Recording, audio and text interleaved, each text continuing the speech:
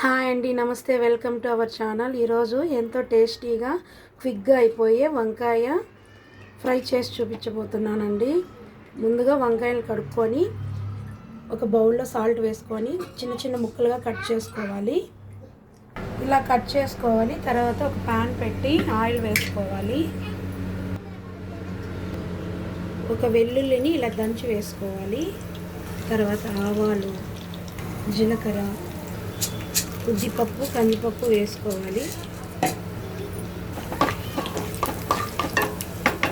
శనగబేడలు కూడా మిక్స్ అయ్యి ఉన్నాయండి. కందిపప్పు, శనగబేడలు అవి. ఇప్పుడు సన్నగా తరిగిన ఆనియన్ ఒకటి వేసుకోవాలి, కట్ చేసుకొని. ఎర్రగడ్డ,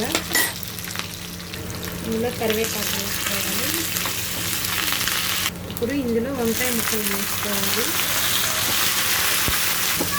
ఒకసారి బాగా కలుపుకొని మంటని మీడియం ఫ్లేమ్లో పెట్టుకోవాలండి.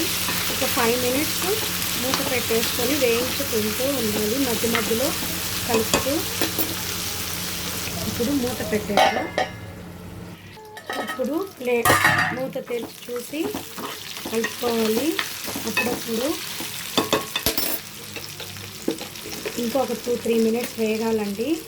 ఇప్పుడు కొద్దిగా పసుపు, కొద్దిగా సాల్టు, వీటిని బాగా కలపాలి. పిగ్గా అయిపోతుందండి. సాంబార్ లేక కానీ, పప్పు లేక కానీ, రసం లేక కానీ సైడ్ డిష్ అండి. ఈజీగా ఒక 5 to 6 మినిట్స్లో ఫ్రై ఈజీగా అయిపోతుంది ఇది. ఇప్పుడు మళ్ళీ ఒకసారి మూత పెట్టేసుకోవాలి. ఇందులోనే కొద్దిగా కొత్తిమీర వేసుకోవాలి. చూసారా, వంకాయ ముక్క బాగా వేగిపోయిందండి, మెత్తగా. లైట్గా ఫ్లేవర్ కోసం ధనియా పౌడరు చిటికెడు వేసుకోవాలి. ఇది బాగా కలుపుకోవాలి ఒక 1 మినిట్ పాటు.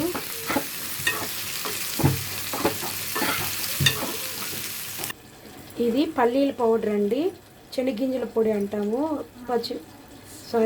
ఎండుమిర్చి, శనగగింజలు బాగా వేయించుకొని చల్లారాక మిక్సీ పట్టుకోవాలి. సాల్ట్, తెల్లగడ్డ వేసుకొని ఇప్పుడు ఈ పొడిని ఈ వంకాయ ఫ్రైలో వేసుకోవాలి.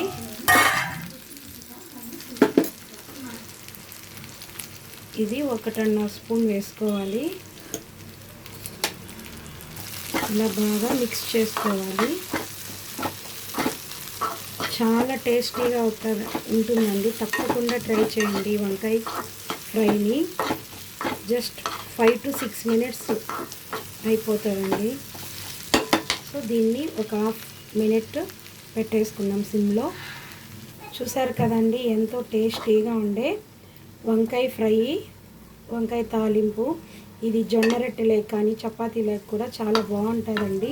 తప్పకుండా ట్రై చేయండి. ఇది బ్యాచులర్స్ కూడా యూజ్ చేసుకోవచ్చు. Please subscribe our channel. Thank you.